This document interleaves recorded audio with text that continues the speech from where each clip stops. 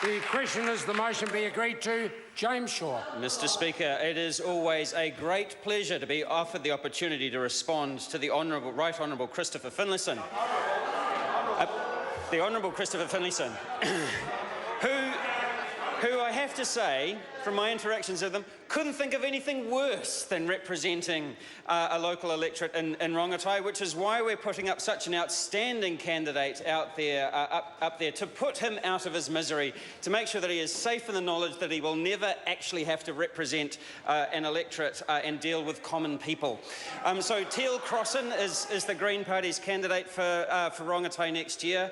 She's an outstanding lawyer, like the Attorney General, an environmental lawyer, someone who's so committed to the environment, and it's a great pleasure that she'll be facing off against the Attorney General next year. Minister Finlayson referred to the promise 8 years ago of a brighter future.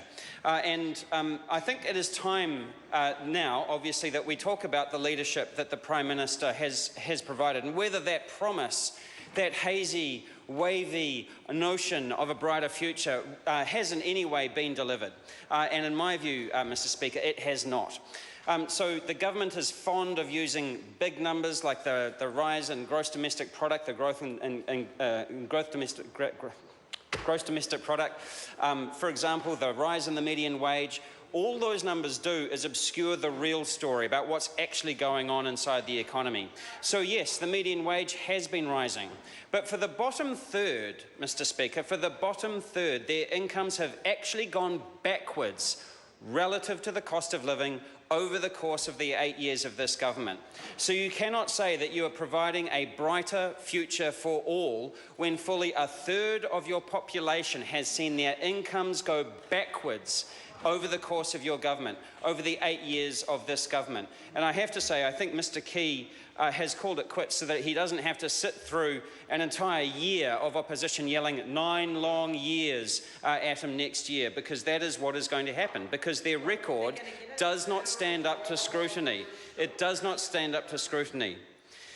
As the National Party prepares to vote on a new leader for their caucus and for their party, and by extension, therefore, a new Prime Minister, it is time to talk about what leadership really means.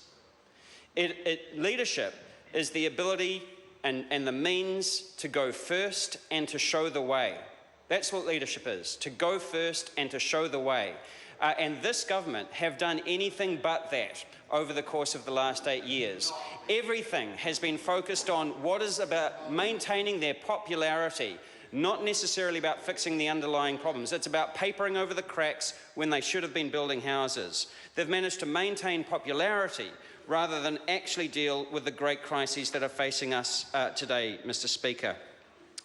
So they have dealt with some of the symptoms, or they are dealing with some of the symptoms, for example, in the housing crisis, where they're chucking a hell of a lot at it and hoping that something sticks, when in fact the housing crisis is a direct consequence of the way that they have managed the economy over the course of the last 8 years.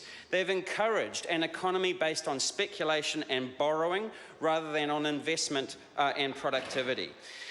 They have presided over an enormous growth in inequality, huge accumulation of wealth by essentially property owners in this country, because of the way they've skewed the investment flows and the taxation system towards property and property ownership.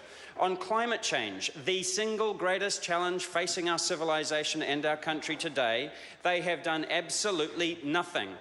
Mr Key likes to stand up and say about all of the things that they've done, but the results have achieved a 19% growth in our emissions over the course of the last 8 years. So they've done, you know, they can say that they've done a whole lot of stuff, but their results show that we're going backwards when it comes to climate change.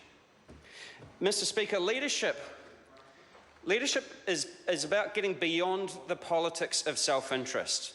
Leadership is about the long term, not the short term. It's about much more than political gains over the course of the next few months or the next year. We need a vision for this country that is more about staying in power or staying in government. And the only way that we're going to get that, Mr Speaker, is by changing the government, and change is coming. Oh, the Honourable Paul Scholes.